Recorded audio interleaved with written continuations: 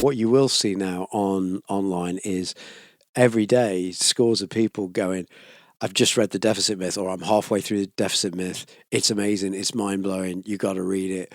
Or people tweeting, can anybody recommend a good read? I'm just about to go on holiday. People go, Deficit Myth, got to read The Deficit Myth. And I just think that, that's a golden opportunity to meet and talk to people who are agnostic, now moving into the, oh God, this is really important territory. That's what this book has done for MMT.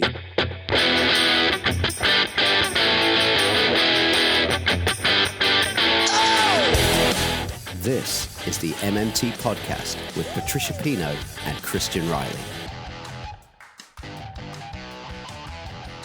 Hi, I'm Christian Riley and welcome to the Modern Monetary Theory Podcast. You can find us on Twitter at MMT Podcast, and you can support the show by going to patreon.com/MMT Podcast. For as little as $1 a month, you can get early access to all our episodes and patron-only episodes. A big thank you to all our supporters so far. So it's just me and Patricia this week, and we'll be talking in a moment about what else but Stephanie Kelton's The Deficit Myth. If you're a regular listener, I'm sure you've either read it or you're in the process of reading it or you're waiting for it to arrive in the post. But me and Patricia got so fired up about it that we wanted to talk about our favorite bits and the book's impact. If you haven't read the book yet, spoiler alert, the myth dies at the end. But I think even knowing that, you can still enjoy the journey. If you're new to MMT, while you're waiting for your copy of The Deficit Myth to arrive, you can listen to our first 3 episodes for the basics of MMT. And in the show notes, I've linked to some things that a newcomer might find useful. There's a short explainer article by Dr. Stephen Hale. There's a video of a great MMT talk given by Stephanie Kelton to an audience in London. And not to forget where the whole thing started, I've also linked to MMT founder Warren Mosler's book, which is free, The Indispensable 7 Deadly Innocent Frauds of Economic Policy, and also a couple of our episodes with Warren for good measure. If you're reading The Deficit Myth on your own or as part of a book club, I've linked to a set of questions written by a friend of mine, James Leovold, which he wrote for his reading group as jumping off points for discussion, and I think they're a great way to consolidate on your reading and thinking about the book.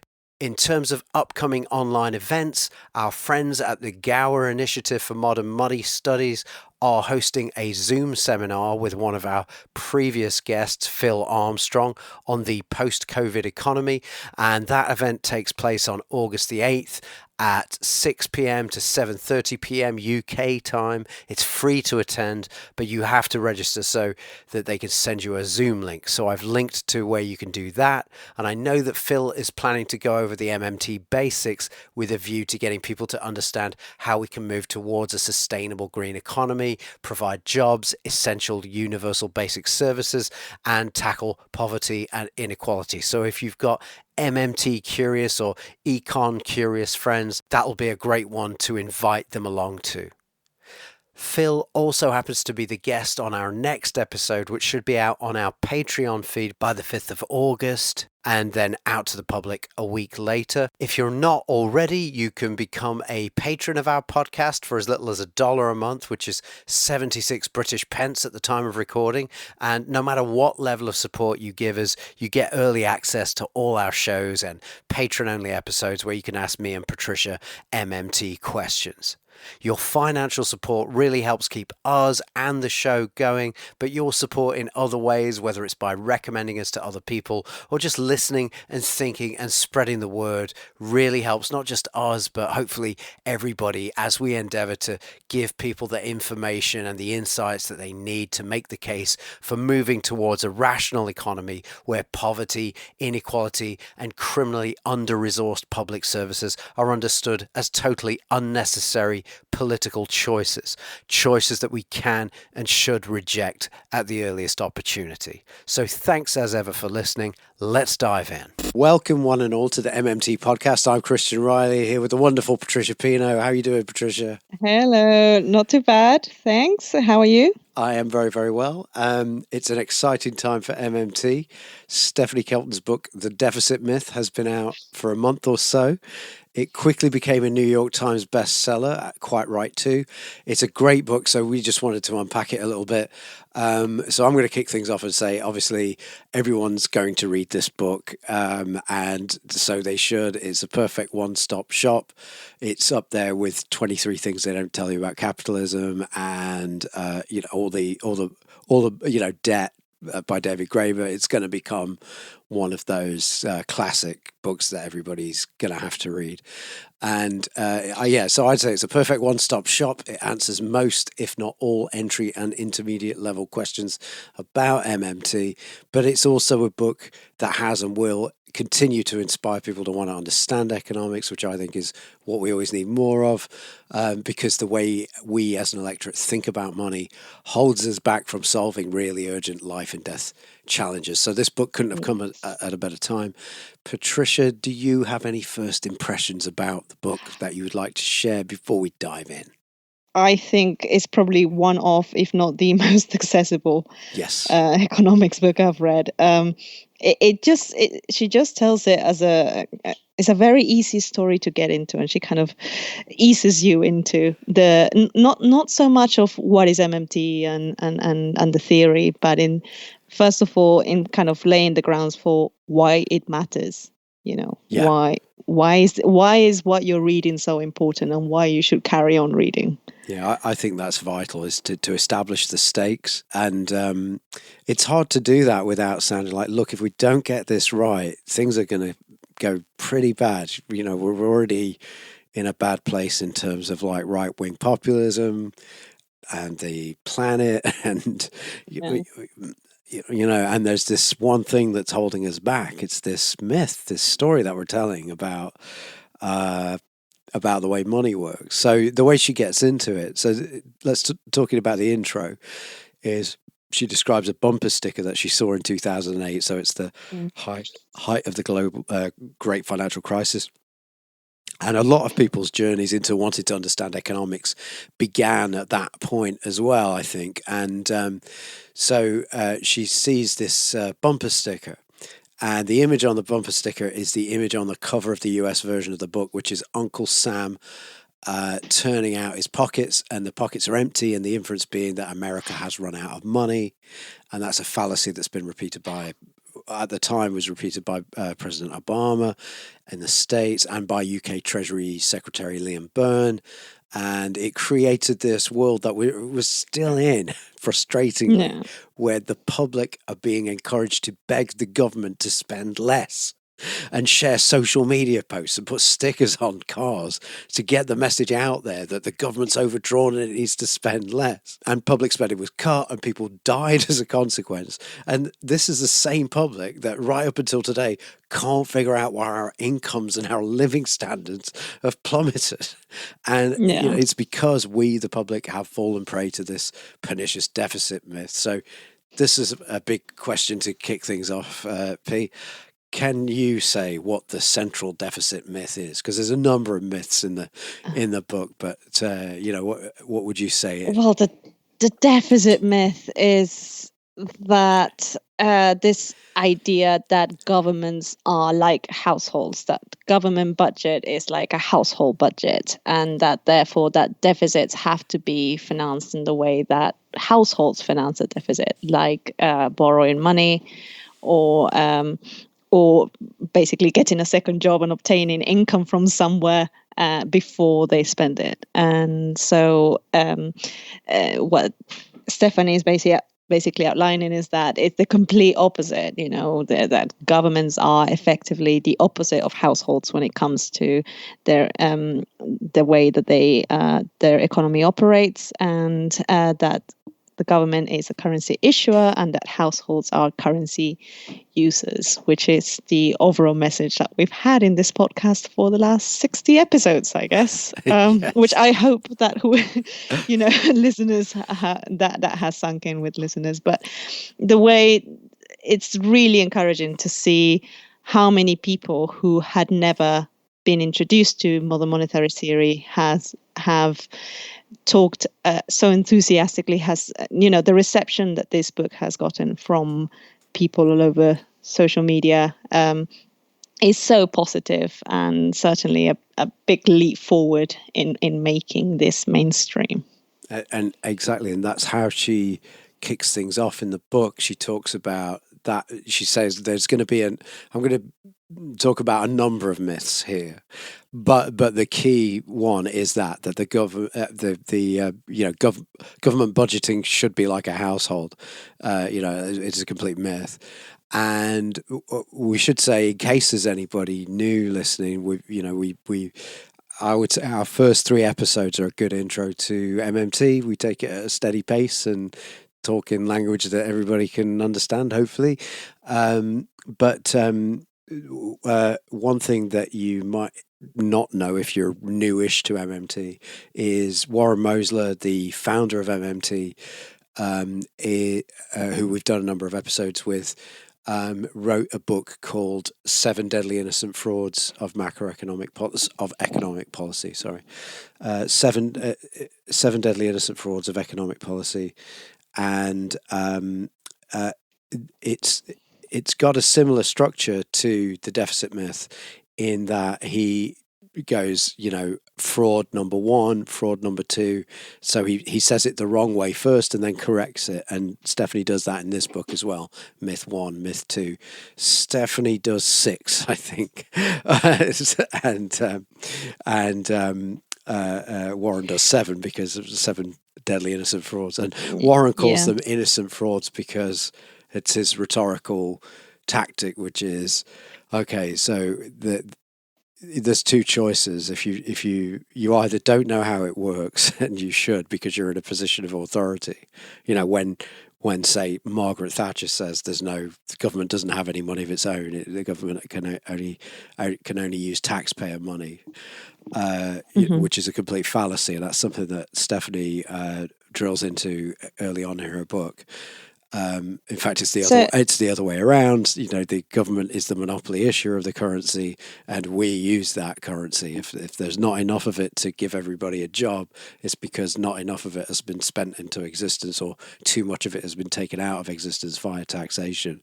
Which, if you've never encountered a modern monetary theory before, sounds really counterintuitive. But the easiest way to get you to think about that is to go, okay, if you take a £5 note out of your pocket, where did it come from? Look at it. It's not, the private sector did not create that. You cannot, if you're not the government, if you try and create that, you get sent to jail. It starts with the government. And it starts with the government because the government needs to provision itself. So it lays on a tax in a unique token, like we call it the pound here in Britain, but it also works in the US and Canada and Australia and Japan.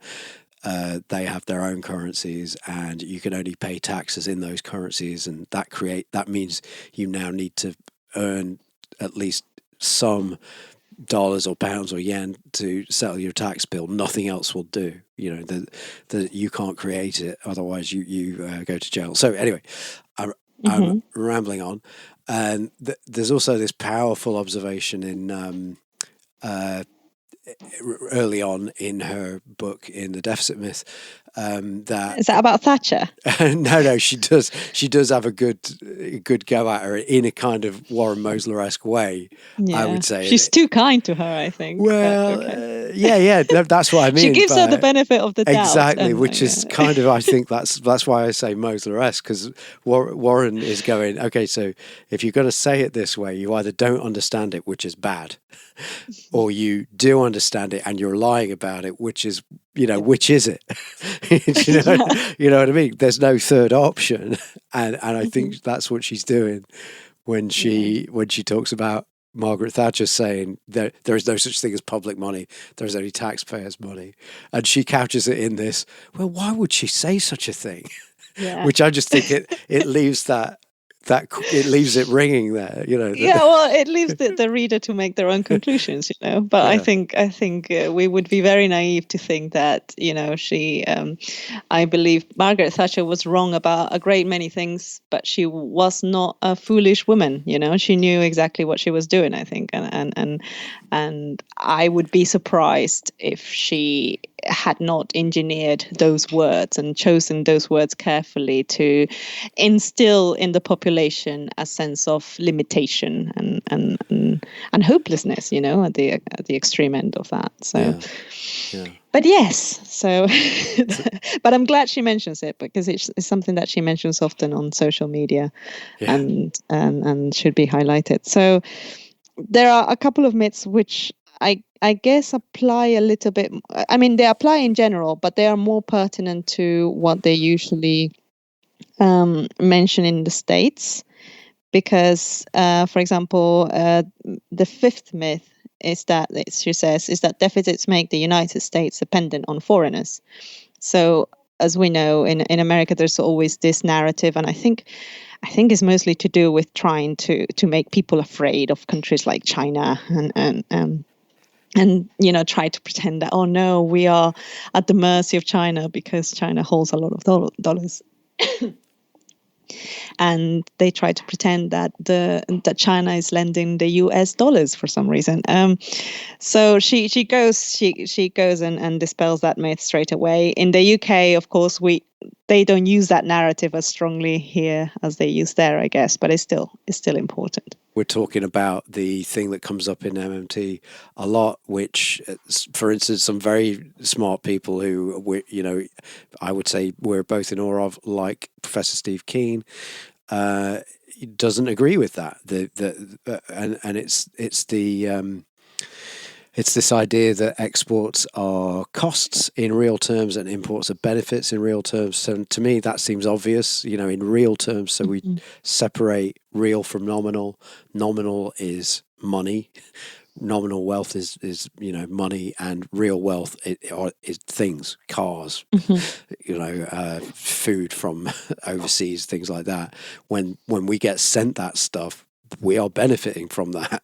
When we build that stuff and send it away, it's a cost to our economy in real terms. Now, if you're the firm that's selling it, you get, the person that's making the stuff, you get income from that. But we're talking about macroeconomics. We're talking about what happens at the scale of nations. So, the country that exports the least and imports the most is kind of winning, to put it in simplistic terms. I think what Steve has often said is that at least one of the arguments he makes on that is that an exporting economy is generating jobs at home through the income that creates, right? But if you see it as an MMT, from an MMT perspective, that's something that the government could do. It's exactly. It's not a benefit per se. It's just a bad situation, completely self-inflicted, that we're then using trade to fix. Well, if you come up with a machine that means that one person can now do the job of 10, or one person can do the job of 1,000. Those people became unemployed. But you look at it as, if you're running the macro economy, which governments are, you go, right, okay, well, the economy as a whole just got a whole lot more efficient. So what we can now do is that, we've now gained an efficiency. We can those people are now freed up to do other things. And as Warren Mosler's often said, we wouldn't have like doctors and lawyers and stuff like that if we hadn't, there was a time where it needed 90% of us to grow all the food, or we'd starve. And now we only need 5% of people to grow all the food, or 1%, and that's how come we've got all these other, that's how come we've got a service economy, and that's how come you're an engineer, Patricia, and I sell hot air for a living. Hey, it's funny hot air. So. it's funny scented. hot air. Yeah. And and so the getting imports is kind of, for an advanced economy, it's kind of how we do things. I understand for a developing economy it's different. You don't want to be dependent on imports, and I think that was the thing. I think I put it in the intro to our Steve Keen episode, which was, I think the way to bridge the difference between Warren's position or the MMT position, because Stephanie says it, she says it in the deficit myth as well. Exports are a cost in real terms, imports are a benefit in real terms. Is that I would say, I think, I don't like to speak for him, but the way I can make Steve's point of view make sense for me is what he means is dependence on imports is, destructive, and it leaves you prone to all kinds of things. And I can agree with that. And the capacity to export is a benefit. And we do have the capacity to export. The best position to be in would be, okay, we know how to make cars. Should Germany stop sending us cars, or Japan stop sending us cars, we know how to make cars. So let them make the cars. But the thing is that I completely agree with the point that dependence on imports is a bad thing, and that I think what he's implying is that the fact that you can export and that you are continuously making income from exports is a sign of a diverse economy, high value economy, high added value economy. I don't think that's necessarily the case, but I think what he's saying is that in those instances, then exports are a benefit. But I think he's speaking about the things which he's associating with exporting, not so much about the export in itself. The idea is, if the nation that's getting the most stuff for sending away the least stuff is winning. They call that the real terms of trade. Yeah, that to me, that's the bottom line. The simple way of looking at it. If you're an importing country, it means you're consuming more than you're producing. And if you're an exporting country, it means you're consuming less than you're producing. And in that sense, imports are a benefit and exports are a cost. That's all. That's saying. There is no more, other political or other ramifications down the line of economics are separate from that kind of a transaction that's going on. So, what I was going to say is, in her intro to the deficit myth, she's got this thing that comes up, but not enough, I think, which is that deficits go up automatically when an economy's in recession. So the idea is that as more and more people lose their jobs, the government's getting less and less in income tax, and it's spending more and more on unemployment benefits. It's called an automatic stabilizer by economists. It's supposed to give the economy in a recession a softer landing, but that's really something that you can use if you're talking to, say, a deficit hawk. Oh, we can't afford this, we can't afford that. Particularly in this current crisis, if the government doesn't increase the deficit in a deliberate way, maybe in a way that serves some purpose, some public purpose, given that there's so much that needs doing. If the government doesn't increase its deficit in a deliberate way, it's going to go up anyway because of the way the automatic stabilizers work.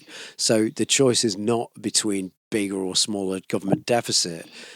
The deficit's going up whether you like it or not. It's between increasing the deficit in a smart way or the hard way, which I think is a good way to sort of talk to people about that if they're worried about growing government deficit. I think it's going to have to grow in a recession. The issue for me is that whenever you talk about these things, it's very difficult, even for left-wing economists, it's very difficult and for people in general to detach values that they apply to household economics from government economics. To me, the most obvious example would be to say that they the definition of discipline in when it comes to governments is usually equated to the discipline that you might have as a household running your economics. Sure. And to me, that's the most important thing. They do not mean the same things in either situation. Discipline in government, if you apply your household notion of discipline to government, is disastrous. And so it's actually the other way around. And I find that people find it difficult to detach that kind of set of values from one thing to the other, and they tend to apply both to the same that set of values to both things when they shouldn't. Yeah, and so not only is it kind of, people go, well, government spending is not like a household spending. It's true, but it's kind of even. It doesn't, to say that doesn't go far enough. It's the exact opposite of if you're the government, you're the currency issuer, you're in the exact opposite position of everybody else that's not the currency issuer. Everybody else that's not the currency issuer are currency users. So the first chapter in Stephanie's book is called Don't Think of a Household, which is a nod to, I think, Professor George Lakoff's thought experiment, where he tells people, don't think of an elephant. It's the title of one of his books. But I've heard him give talks where he says he used to give this test in class. So he would say to people, don't think of an elephant. So the idea is that if you have to think of an elephant to not think of an elephant. Yeah. So saying don't think of an elephant is a great way to get people to think of an elephant. And so the parallel here is that every time politicians and journalists repeat certain rhetoric around government spending, it reinforces the idea that government spending is like household budgeting. And the rhetoric we're talking about here is phrases like the government needs to tighten its belt, or it's living beyond its means, or it's spending like a drunken sailor, or it needs to get its fiscal house in order and balance its books. Yeah. Fix the roof. Exactly. And Obama once said something like, we've taken out a credit card from the Bank of China. Oh my God. And the governor it makes me cringe every time I hear it. And the governor of the Bank of England just said, we nearly went bust, like we're a small business or something. Yeah. So we've been marinated in this kind of language when it comes to government spending, and it reinforces the deficit myth. So I was thinking, to help us talk through this chapter, I have a friend called James, started a deficit myth reading group for some mutual friends that he's connected to online. And he drew up some great questions, I thought, for the group to mull over after they'd read each chapter. So I thought it'd be a good exercise to use some of these as talking points. And I'm going to link to them in the show notes in case anybody's reading the book too. I think they're a good way of consolidating on the reading. And so I've linked to where you can say hi to Jim or James, the author of the questions, on Facebook. But anyway, here's the first one. Why is a government deficit different from a household deficit? Is it the same for all governments? If not, why not? The short answer is because, like a household, the government issues its own currency and therefore can always honor all liabilities that it has to anyone that it has committed to. And all governments... This applies to governments that issue their own currency, obviously. And there is a concept called, this is where, maybe you can help me out with this bit, because of course there is a concept called monetary sovereignty, and some countries will be financially constrained, but that doesn't mean that they're the same as a household. True, yeah. So that's where it becomes tricky, because so we say that governments that issue their own currency are monetarily sovereign, but some countries, of course, do not issue their own currency, like the countries in the Eurozone. And other countries have so much debt in foreign currency, like many Latin American countries and countries in Africa, that they will face financial constraints.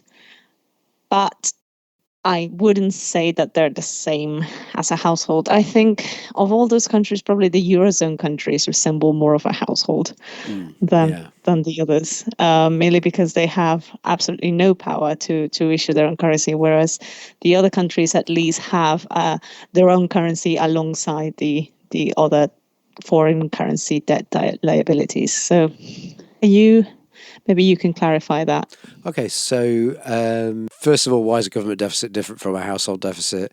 And it's kind of like I just alluded to earlier. It's the exact opposite of a household deficit in that, in fact, the way Stephanie puts it in her book, maybe not in the early chapters, but later on when she's discussing sectoral balances, which, the government sector and everybody else, the non-government sector, she will say the government spends 10, she doesn't say what, but, because it could be dollars, could be pounds. Government spends 10, taxes back 9. Okay, so the non-government has 1. The government is spending more than it's getting back to the tune of 1. And where is that 1? It's in the non-government sector. And so the government deficit is the private sector surplus, which gets said all the time, but can't be said enough. So that's one of the major ways that a government deficit is different from a household deficit. If the government goes into surplus and it taxes back 11 and only spends 10, then you've got a household deficit. They're going to have to borrow that money, go into debt. So is it the same for all governments? If not, why not? No, it's not the same for all governments because, like you said, for instance, the Eurozone countries are like municipalities in Britain. Yeah. Like, Islington as a municipality can't create currency. It has to get it either from central government through grants or through collecting it via council tax. So Eurozone states, Eurozone countries gave up their monetary sovereignty when they went into the euro and adopted it. So they've all adopted a foreign currency. It's not the same for all governments, and other governments can issue their own currency, but then they've pegged it to, say, the US dollar, which means that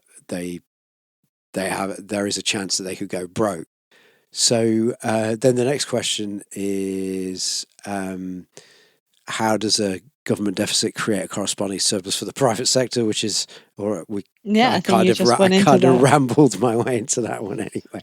All money has to go somewhere and come from somewhere, like Stephanie says. Exactly. So if the government is spending more than it's taking back, then the non-government sector is taking more than it's giving back. So here's another one. Why are politicians wrong when they claim that deficits will saddle future generations with debt? Because first of all, the interest payments on, first of all, the government does not have to issue debt to finance its deficit. But even if it did, the interest that it pays on it is serviced with newly created money. So it doesn't have to take away money from the private sector in order to fund its interest payments in the same way that it doesn't have to take taxes in order to fund any other spending. I think then what people who worry about that then go on to worry about kind of the accumulation of savings in the non-government sector. They say, well, but it cannot be a good thing that people kind of accumulate this. If the government runs a deficit indefinitely, it means that the non-government sector is accumulating a surplus indefinitely. And then they get worried about the, excessive accumulation of savings. I don't think there is much you can do about preventing people from saving. Well, you could run the economy like it's being run at the moment. Let me tell you, I'm not accruing too much savings. I'm not drowning in savings. The thing is that actually, obviously not us because we're very poor, but there are people at the moment who are very, very rich and they are saving like never before, and money is being pulled up in places. And the sad thing about policies like austerity is that they affect those at the bottom far more than they affect those at the top. And so if you think about it, those at the top are the ones who save the most, the biggest proportion of their incomes. So I don't think it does much to prevent saving per se, other than just really impoverish the population that needs the income the most. there's another thing that Stephanie goes into in the book later on, which is she has a chapter, I think it's quite near the end. It might be the penultimate chapter, the deficits that matter. And now it kind of goes back to a thing that gets shared a lot by MMTers, which is this clip of Paul Ryan trying to get former Fed Chair Alan Greenspan to endorse his plan for privatizing Social Security. So he's under oath in congressional testimony, and he's saying, and Paul Ryan is going, "Wouldn't you agree, Chairman Greenspan, that if people were to take out private pensions, that would increase solvency?" And he does this long and tortured question, and he keeps saying solvency, and what he means is it would improve government solvency, because he's trying to hammer home this idea that the trust fund is a limiting factor for Social Security in the States. He's trying to hammer that home. He's trying to make this point that money's going to run out, that it will be insolvent, and he keeps saying solvency, solvency, solvency, private pension plan, private pension plan, and trying to get those, a bit like the "don't think of an elephant" thing. He's trying to get those two words to in the public consciousness of private pension plan, solvency. It's all it's all good. And they're very clever about how they do it, don't they? And Greenspan, and so Paul Ryan's doing that, and Greenspan says, "Well, I wouldn't say." That it's not an issue of solvency. Exactly, because I would say it's an issue of solvency. And then he goes, "There's nothing to prevent the government from creating as much money as it needs and paying it to somebody." He says I'm going to butcher it because the way he phrases it is very complicated, but he says something around the line, paraphrasing. The question is, will the goods be there for people to spend that money on? Yeah. I think the way he says it, again, I'll do my version of butchering it. He goes, "The question is, how do you create an economy where those real goods and services are going to be there I think to your buy version is better." when they?" Yeah. But I could just pick up the book and read it out when I find it. But I will pick it up in a gap. But So he goes, the question is how to build that economy, and so that's a deficit that will burden future generations. If the economy is not at a state where you can't create the real goods and services that the future retirees are going to need, or the whole economy as a whole is going to need, that is a real problem for youngsters. That is what they'll be. That is what they'll be inheriting. So my point is, like I said earlier, the deficit's going up no matter what in a recession because of the automatic stabilizers. If you don't do it in a deliberate way that builds, say, infrastructure, or builds something, an asset, and a real asset to the economy, to communities, then it's going to go up by people just being out of work and doing nothing and trying to scrape together enough money to exist without turning to crime, which is getting harder and harder as and then we blame them for the crime. And so there are two choices for how you want the deficit to go up. It could go up in a deliberate way, and we could build assets that future retirees and the economy and our whole, our young people who are then coming of age in the future, they will get to inherit those things, and the capacity to build more things when they come of age.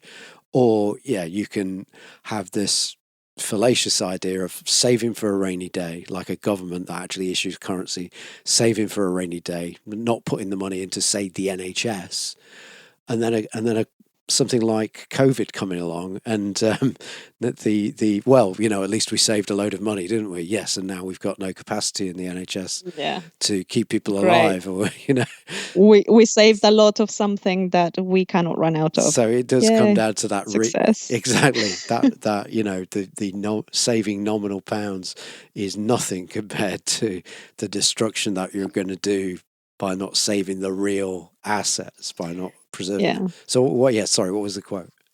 Well, she kind of scatters it a bit, so I can see why it's hard. And yes, we butchered it. What he says is Greenspan dismissed the entire premise behind Ryan's question. I wouldn't say that the pay-as-you-go benefits are insecure, he said. There is nothing to prevent the federal government from creating as much money as it wants and paying it to somebody. And then he says, the question is, how do you set up a system which assures that the real assets are created, which those benefits are employed to purchase? Real assets being good and services and the stuff that we actually need to live, right? And the benefits, he means the money employed to purchase, that is meant to buy. The money is meant to buy these assets. So it's the same thing. We can, and I often say this as well, because people have this idea that economics is just about money, and actually money is a very small aspect of it. It's about what the money buys and how do you make sure that the things are there for the money to buy. Yeah. Yeah, it's just another one of the great things about Stephanie Kelton's book, which is she lays it out in story form as well. There is one error that I've spotted in the book, in the deficit myth, and it's not an important one, I don't think. Did they misspell your name or something? There's a great quote towards the end of the book which I loved, and I'd never heard it before. It's the beginning of chapter 7, and it goes like this, quote, "I believe that as long as there is plenty, poverty is evil. Government belongs wherever evil needs an adversary, and there are people in distress," which I just think is quote by Kennedy. Yeah, literally the only mistake in the book is that she attributes that to John F. Kennedy. And I went and looked it up because I was like, I can't believe I've not heard that before. It's such a great quote. I love it. And so I went and looked it up, because I wanted to think, God, I bet that was a hell of a speech. I wanted to hear the whole context. Anyway, as far as I can tell, and I've drilled into it a few times now, the quote is actually from Robert F. Kennedy, not John F. Kennedy. That's it. It's not a big one, but his brother taking the limelight from him again. Yeah. Back to James's questions. What needs to be in place to have full monetary sovereignty? Okay, that's like little faux exam question for you, Patricia. Oh God, Bill Mitchell is always very clear when he explains this. And actually, my go-to on that is Fidel Kaboub, who we've had on the show many times, and I think he was the first person I heard sort of do a list of here's what you need to have monetary sovereignty. See, when we first started talking about it, when we first started the podcast, we were just saying if your country creates its own money when it spends, like the UK, the US, Japan, Canada, Australia, New Zealand, then they are monetarily sovereign. But what Fidel put a bit more flesh on those bones in our episode 12, which is called Fidel Kaboub, Monetary Sovereignty, Colonialism and Independence. So Fidel talks about 4 pillars of monetary sovereignty. One is that it creates its own tokens like the pound or the dollar or the yen, and it taxes in those tokens to create a demand in the non-government sector for those tokens. But then the other thing is to have there's another 2 things. One is that you don't have debts denominated in a foreign currency, a currency that you don't create.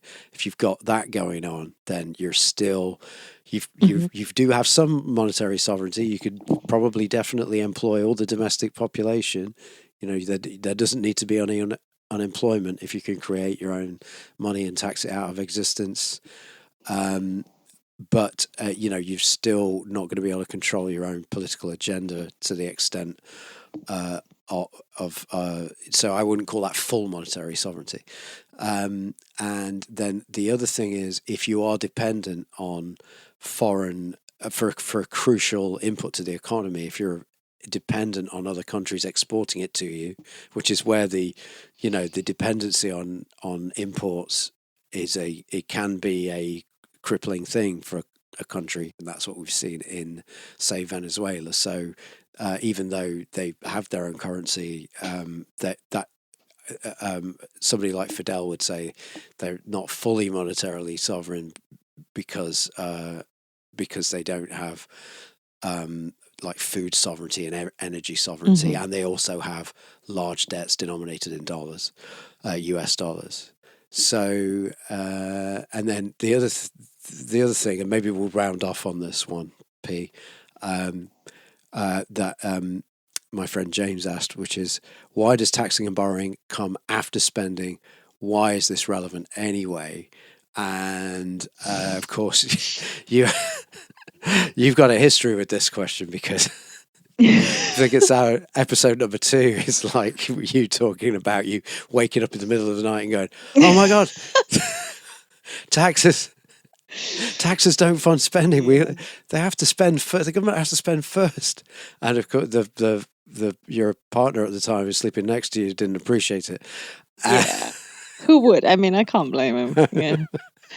but it matters. It matters a lot, because then we know. Absolutely. I mean, it ended that relationship. It wasn't that. But the taxes matters a lot, because and the order in which it happens matters, because then that is, the fact that you cannot tax something that you haven't created in the first place proves without a shadow of a doubt that it is the spending that funds the taxes and not the taxes that fund the spending. And people like to think that, but at full employment, you would have to tax first. Some economists who want to. Some economists have said, but at full employment, you have to tax first before you can spend. And therefore taxes fund spending. And it's still no, because you're coming into what, say, Warren Mosler calls the money story. You're coming into it after it's been underway for a couple of centuries. Yeah, right? We're exactly. saying we're talking about from inception. Taxes drive the money from inception. So, and they drive the money continuously, because what you spend translates into, then some of it will become taxes and some of it will be saved, and it just allows you to understand how money flows through the economy and the importance of deficits, and everything falls into place when you just switch from taxes fund spending to spending funds taxes, and that's why the order of things matters. So the other thing I wanted to say, something that I mentioned in that interview, I remember, was that at least in the UK, in the Bank of England, my understanding is that the Bank of England honours the spending liabilities of the government first, and then it issues bonds into the private sector to cover for the same amount of money. Yes, yeah. So physically, the spending happens first and the borrowing happens afterwards. Yeah.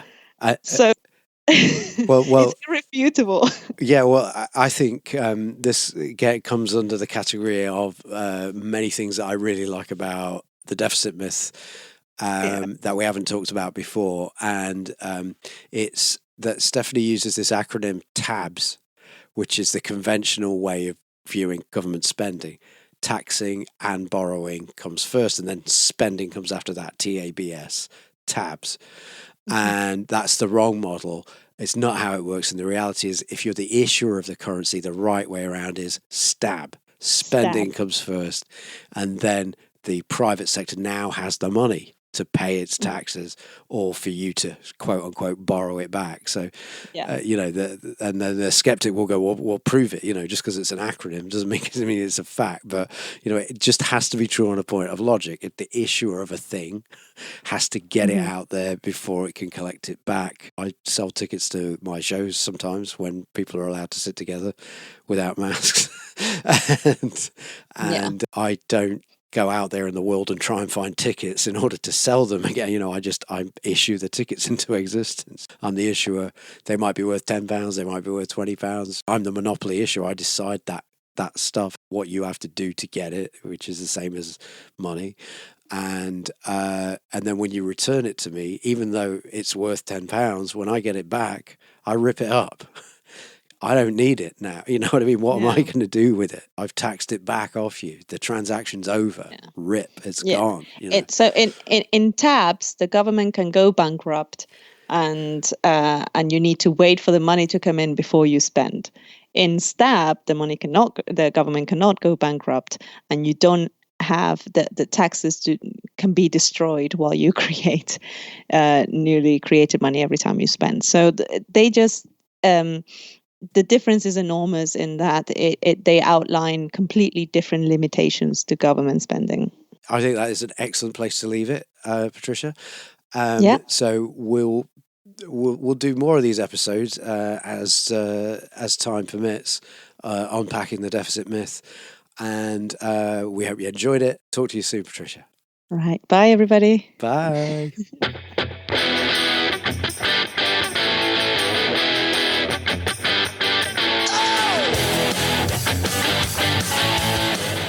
That was the MMT podcast with Patricia Pino and Christian Riley. Don't forget, you can support the show through Patreon, starting at $1 a month, and get access to patron-only episodes. You can do that by going to patreon.com/MMT podcast. You can also find me on Twitter at MMT podcast, and you can find Patricia on Twitter at Patricia N. Pino. And you can email us at mmtpodcast@outlook.com. Thanks for listening, and we hope to hear from you.